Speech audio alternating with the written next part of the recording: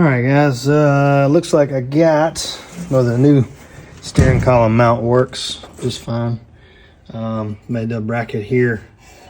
I'm gonna fill in the little gap there. I had it in a different spot. The steering column dropped a little bit, and it's in a better spot when I sit in the seat and steer. It feels a lot better. Just that little bit lower makes a difference. It's crazy how it does. But the bracket here I made loops over. Get it to focus a little bit better for you. All right. And this little horseshoe, little collar is similar to the original style. Just goes underneath. And I'll put a little piece of rubber in between it, and it'll kind of isolate the vibration. But like I said, also that, I think I said on another video where I put my switch panel, I added 2 more switches, and it's getting pretty crowded, obviously. I knew it was going to happen, but I was hoping it wouldn't. But you plan for that, and we go make some changes and adapt. It'll be all right. What I'm going to do is add about 1 inch back here on back, and my momentary buttons for my start and trunk popper, which I've got right here. These 2 momentary buttons. One's for the trunk pop, and one's for the actual start circuit. Headlights, and my turn signals, or not turn signals, but my wipers right here. And I've got 2 on-off switches. One is for your AC setup, your on your key, and then the other one is for fog lamps. So I think that should be all the switches. Thinking out loud, we talked about it back and forth, me and my dad, and pretty sure that's going to be all the switches that I'm going to need. This is for the delay for the windshield wipers. I've got a 2-speed switch, and then you've got your delay box, which gives you a lot of delay, so you're not just having on off and that's it. These old 62 and 3 Falcons and some other early Falcon or Fords just had on off, and that was it. And it's kind of annoying if you drive it. It's actually a really good upgrade. I know there's other people who have done it on the internet and showed you how to do it, so it's not brand new. So, but that's the steering column that I modified earlier in a video and made the blinker assembly work. Got all the wires labeled and sorted, so I know what goes where and what does what. And now it's just a matter of wiring up the whole car. I think I've said it before, I may or may not have, but I got a GM throttle by wire pedal, and that's the computer and the little tack module that drives the throttle by wire, which is kind of a weird thing to say, but it's kind of neat. Makes the engine compartment a lot cleaner. I don't have all that cable stretched across the top. I may or may not have gone into detail about the shifter. It's actually out of a 2010 Honda Accord. I was in the junkyard months ago looking for shifters, and I had about 3 or 4 to go through and choose from that kind of looked like it fit my bill. I was going to go with an aftermarket shifter, but man, they're expensive. So this guy here fits the bill, and it's cable operated, and it shifts transmission just fine. It's a 4L60 transmission. Like I said, it's cable operated. I basically just made this bracket. Bolt to the floor. Got some riv nuts in there. 1/4 bolts. This is all factory. I just took the shifter boot off the knob itself. This is what came in on the console. I won't use that. That's just hideous and doesn't fit what I'm going for. But works great. Shift, like I said. Gotta make, this is a temporary mount for the center console. Gotta make some more up here, more permanent mount. And I'm gonna tie it into the bottom edge of the dash here so it kind of blends in. I am just trying to figure out gauges and a gauge panel. I need to get some gauges, but I want the gauge panel to kind of contour back, and the gauges will float out, kind of give it a little 3D effect. I don't think I discussed it before, but I'm going to make a fiberglass insert for the overhead headliner, so it'll kind of get rid of the rod system that the Synder's cars originally, and it'll suck it up closer to the roof, give you more headroom, and it looks better.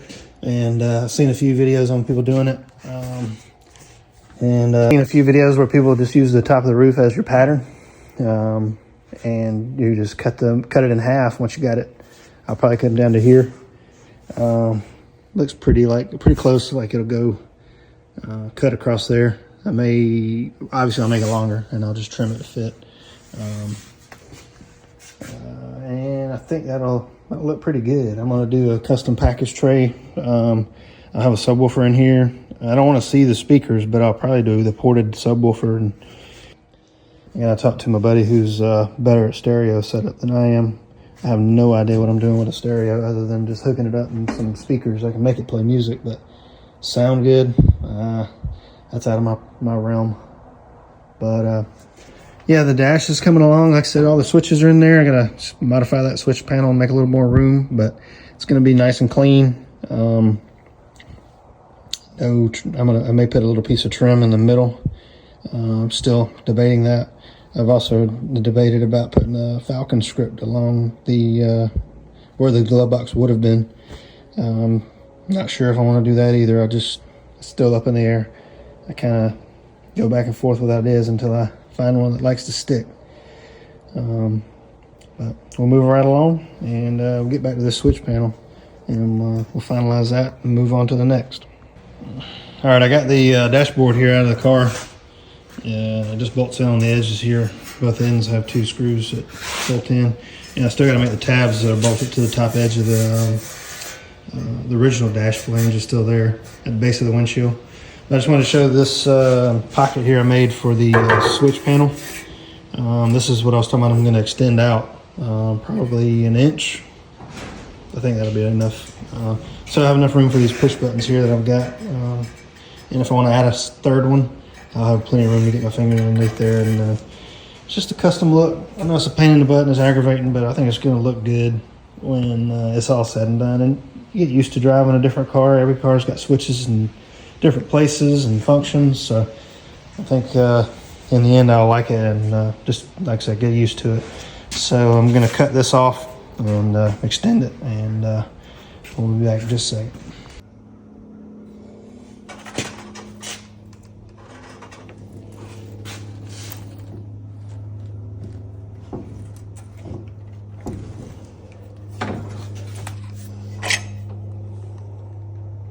Too far.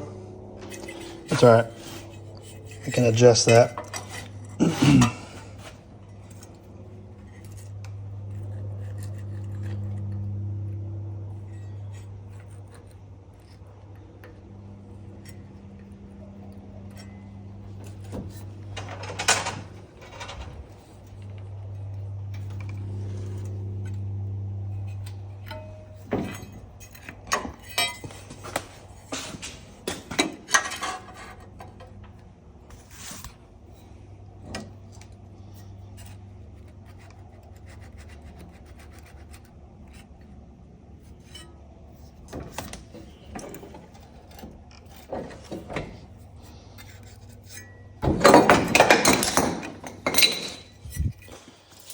All right, so we got a little extended box here for the switch panel. I'll true that end up just a touch, and got a little bit off there, but that's okay. I can knock that out a little bit and match it up, and re-drill my holes from the old panel, and it'll be good. I have a lot of room there. We get that welded up. All right, I got the switch panel extension added to it. You see where I welded along the edge there.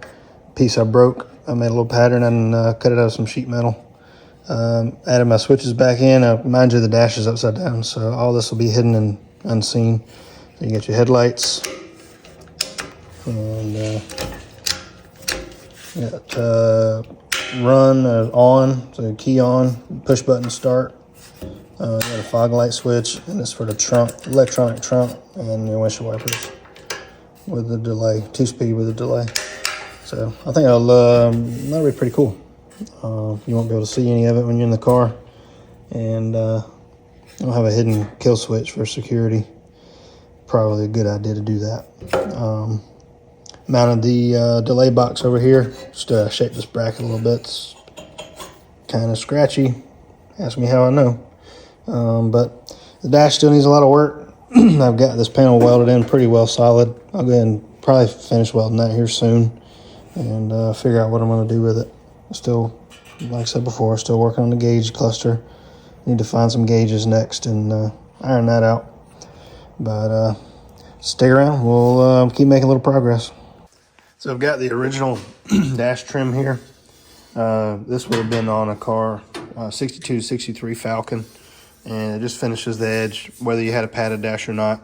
Obviously, this is not the original dash, so none of this part here doesn't fit because I've got my new hump made for my instrument cluster. The vision I had for the original dash was to get rid of the other hump, similar to the Comet. The Comet only had one hump, but when I cut my original dash out, I put it in a storage building and it got raided by metal guys, so it's long gone. So this is a result of that, but that's okay. Now I can make it my own and make it fit what I want to fit. But anyway, the point of this is the trim. It fits, but I had to tweak the edge of the dash to kind of flatten it out because it's pretty flat. It just has a swooping curve this way, but nothing this way.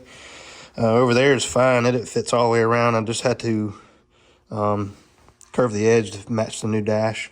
And since I've widened the A-pillar a little bit, I'll have to split that piece of trim and lengthen width-wise. That's this piece here, and it fits up against this A-pillar and fits down against the bottom of the dash differently as well, so I'll have to cut and modify that. But what I'll do is get this piece here fit, and I'm going to weld all these holes up for the screws and attach it with some magnets. I've seen a lot of custom car builders, a couple channels I've been watching, and they attach all the trim with the rare earth magnets. So what I'll do is put maybe a piece of felt or something behind it and some magnets, and then the screws will be in the top of the dash, so you won't see the screws, and I think it'll be just a much cleaner look. Yeah, it might be a pain in the butt, but that's part of the game, I guess. So what I've got to do, since this is overhanging a little bit, the original dash would have overhung right here and more of a finished edge, but it doesn't match what I've got going on. The profile's wrong, so I'm going to trim this, round it over, and then just bring that edge down to stop at the edge of the dash. And I think it'll look good once I get this other piece here set up. So we'll cut that, and we'll just come back and forth, and it'll take a few tries to get it shaped right, but we'll get it going, and then I'll come back and weld this together. And the third piece there that's hanging over the fender, we'll get it all welded together in one piece and go from there. Right, I got the trim. This was a 3-piece set, and welded it together. Going across the dash there, got some screws re-drilled, or screw holes drilled and anchored down. It fits pretty good. I got a little gap there, but I'll probably end up do a little body filler work on this dash before I cover it. Maybe, I don't know. The upholstery might actually suck that up some. It's not that bad of a gap. That's the factory trim though. Like I said, it's 3 pieces, and I made it one. Now I'm moving on to, sorry for the sniffles, COVID has hit the fam, so I've got to widen this. So I've got 2 sets of this A-pillar trim, and I've got it trimmed up here down at the bottom so it fits a lot cleaner. And won't be able to weld these 2 together. That'd be cool, but I think it'd be a pain to put in the car. I was fighting this dash trim pretty good to get it in there, but anyway, I'm gonna cut this guy off, and I've got another piece I'm gonna add there. I went ahead and trimmed up the base of it to fit, and got screws in there. These are a little big, so I need to wrestle around and try to find some that are right size so they'll go all the way in. But I think that'll look pretty good. I widened the A-pillar when I did the flush windshield, so it'd have a base to sit in. And so that's the necessary evil of modifying one thing, and you got to modify 10 things down the road. So we'll get on that and catch up in a second. All right, well, I'm gonna slice this down the middle. Just so happened to land right in the middle. So this is the original A-pillar trim, and here we go, starting to slice it. We get these guys off of here first, because they're going to be cut right down the middle anyway, so they'll be useless. All right, so we'll cut through the trim here and.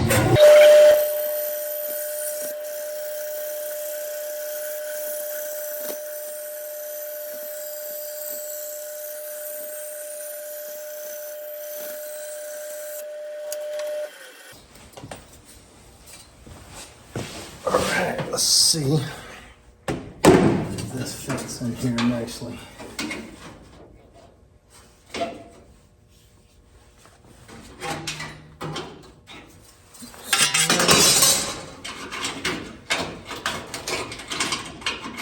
A lot of these original trim clips are still in place where I took the car apart some years ago. A lot of these haven't been taken out, so they get in the way.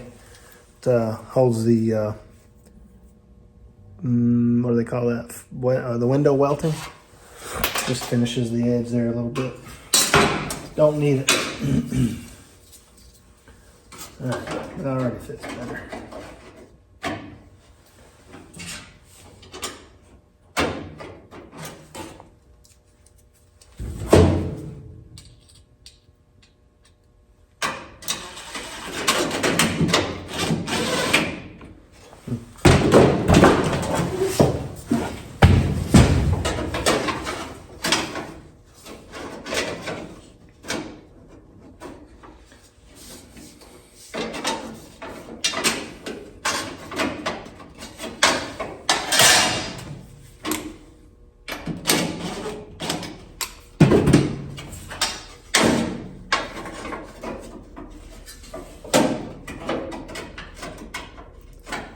None of this trim really fits the greatest. You know how those cars were back in the day.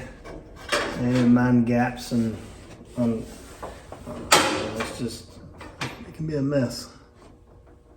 I think that's going to fit nicely there. Trim up a little closer to that. You know what? I'm going to trim this other piece I got because it dives down, and I kind of want to get rid of that. So I need to butt these two up widthwise. So let me get that cut. You already saw me do that. You don't need to see it again. This is the fit up I'm looking for as far as the trim goes along the bottom edge there. I trimmed a little too much on the blue piece of trim, but can make that work. There's nothing to that. Still needs a little bit of adjustment there, but the front edge of that black part is what I really want. Something, a tiny little gap. It takes two hands to hold it, but you get the idea. A lot of cut, grind, fit, and it's boring. So just try to keep you up to date when I start to tack it, and we'll come back and see how it fits and tune it up some more. All right, I hope you can hear me. I hope you can hear me over the welder. I don't have a microphone yet, but I'm working on it. The channel's new, so just bear with me. I appreciate it. I'm gonna weld the two pieces of trim together. I got two marks here that I made in the car, and it doesn't quite match as far as the kind of bows in a little bit here. I'm just gonna put a couple of tacks and fit it to the car and go back and forth until I get it where I want it.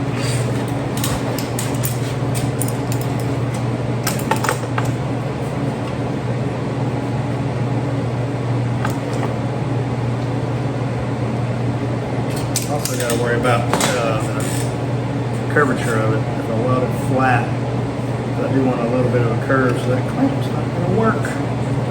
That's all right. Figure out a way here to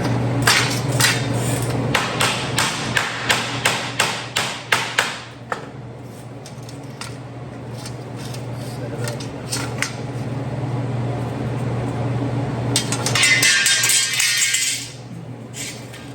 It's going to be a fight. You know how it is when you have two hands and you need maybe 3, 4, 5.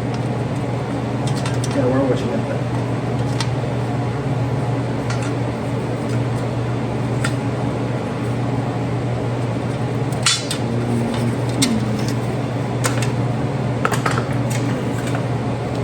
Plus I gotta ground it. Smooth pull on it.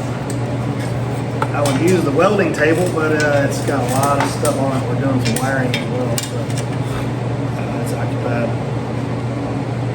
Just that road come, big deal.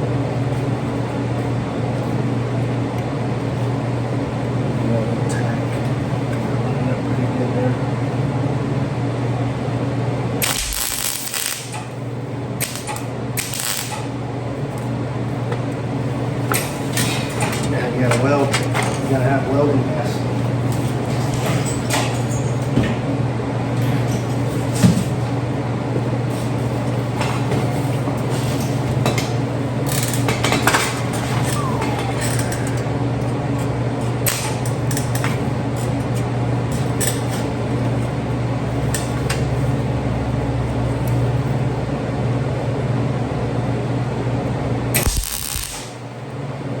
This metal is super thin. You gotta buzz it and get off of it quick. It'll burn right through.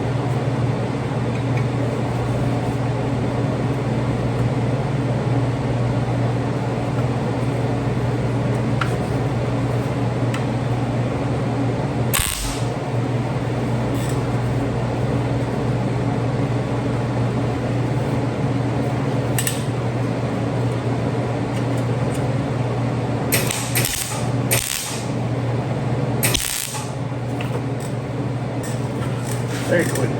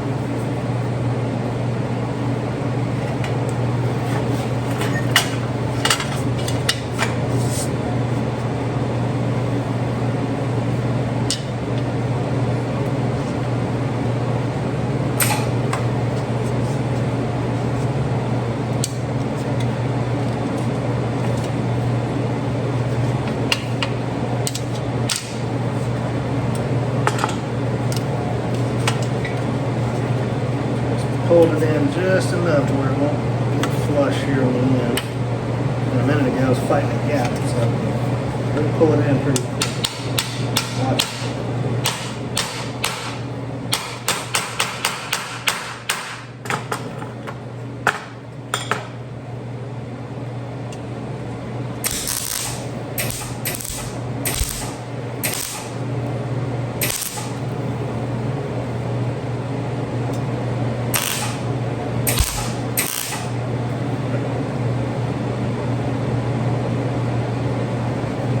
Take it over here to the dolly and get it flattened back out.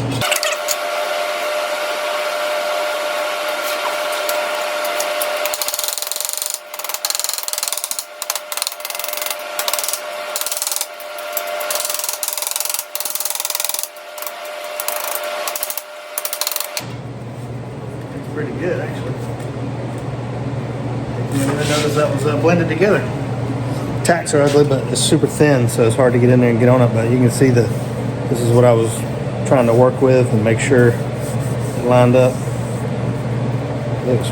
Fits really good. I hope it'll fit in the car. Let's give it a whirl. All right, first fit up after welded it up here, and let's see how it works.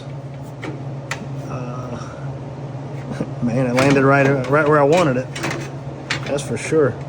I can trim the front edge of that trim up and get it to sit down a little bit, and maybe actually the gap on the blue panel looks good. I need to true up the black panel there. I got a little room I can wiggle up top here because the headliner will come down and fill that void. But that's what I'm looking for right there. A nice little uniform gap. Of course, this is the first one I'm doing. Now I got to make the second one match. So that's the hard part. Cool. I'm going to get this welded up and metal finish it and jump to the other side. All right, I got it all ground down and pretty well metal finished up. A few little spots here and there, but I think I'll probably finish that up with some body filler just to keep the shape, the curved shape of it. It's not completely flat. It curves this way. Also want to do a little more tuning up there, get that gap pretty consistent. But that is that's the driver's side, and now I got to do the passenger side. So we'll get on that, and I'm not going to bore you with the same thing. It's the same technique, and try to get that wrapped up today. All right, so we are moving on from the trim here.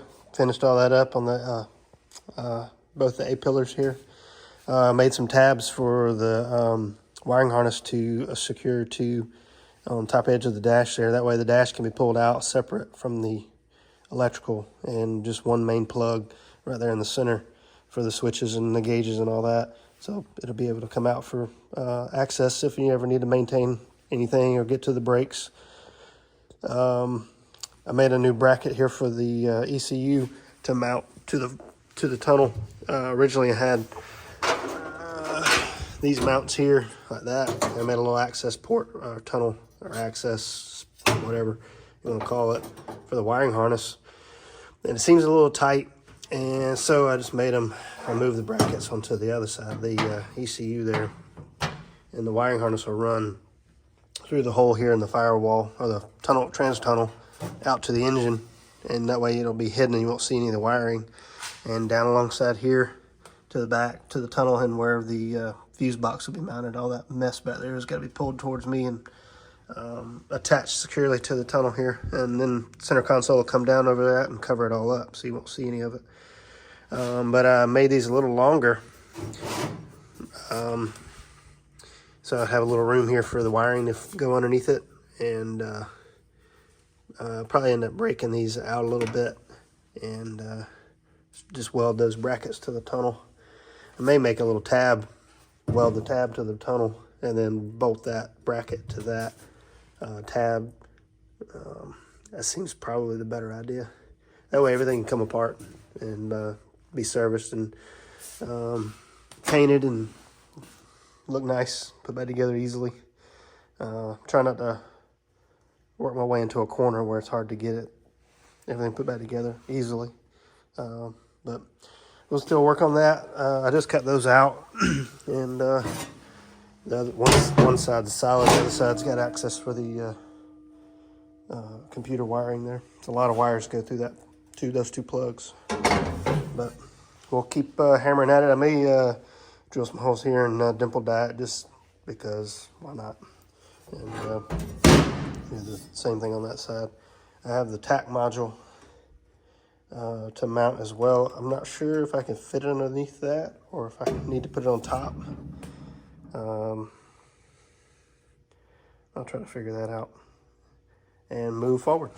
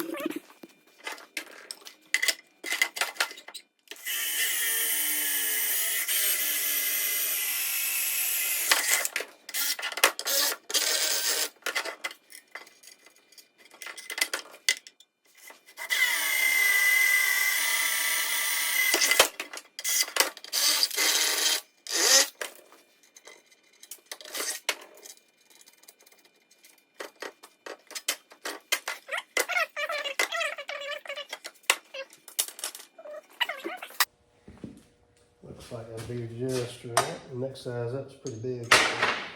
Put a couple there. Yeah, shouldn't interfere with anything in the back.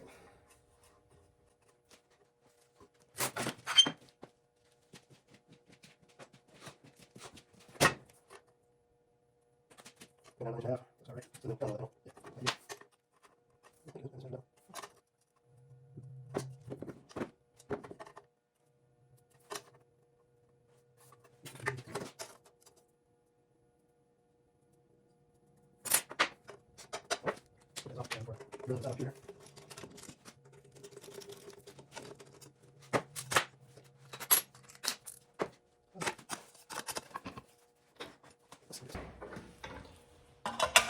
Excellent.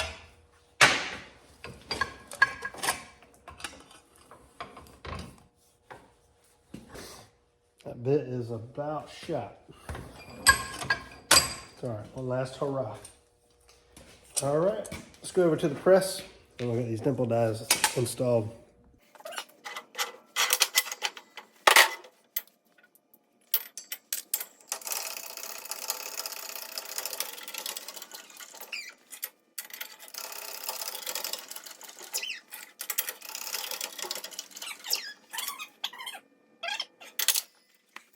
There you go.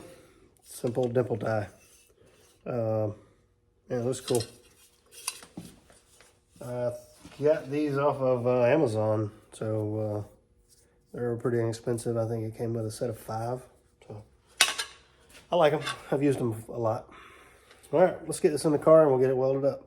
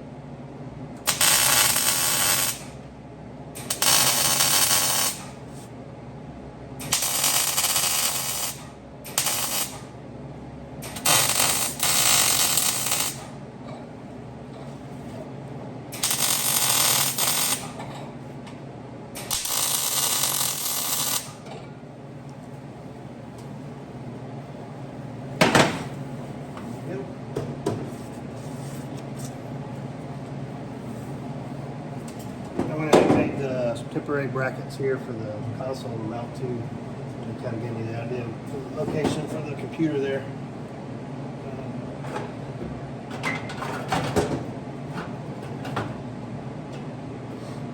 And I'll mount the tack module on top. Another bracket for that. I need to get another one because this was broken. So I'm going to go see if I can find another one. And, may have another one laying around. If not, I'll go to the scrapyard and get one. And mount it back there soon. I want to leave this hole open as an option for air conditioning. Once I get, probably go with like a vintage air kit. I'll decide whether or not the controls fit in there right, or if I can find the right controls that I like. If not, I'll fill that in and just put their little oval 3-switch deal in there. Keep it just simple. Might be just double-sided tape that so the computer will be done with it. That's right there. And do it like that, and the wiring comes right out. gas pedal and out into the firewall. But that's my computer bracket, and now I can run the wires under here. I hope I left enough room. I think I did. I can get my hand under there, so that should be enough. Make a little strap or something to loom it up, pull it down, close it really nice and clean. I'll make a little bracket or a strap or something and run it down there nice and clean, and go to the floor and throughout the rest of the car. We're about ready to start wiring. That's why I'm putting these tabs and some of the various components back in the car to make sure we can get to it and wire up to it. Lay out the harness nice and clean. Yep, I'm going to drill some holes under the fender well here. I'm going to run the wiring underneath the edge of the fender, and that way you won't see it when you open the hood. It'll be nice and tucked up, tall, high up above the. It'll be nice and tucked up above the wheel tire assembly, so it doesn't get destroyed if a blowout occurs or just hit with debris. That's about it. All right, so I'm gonna drill some holes here above where I've got my brake line run through.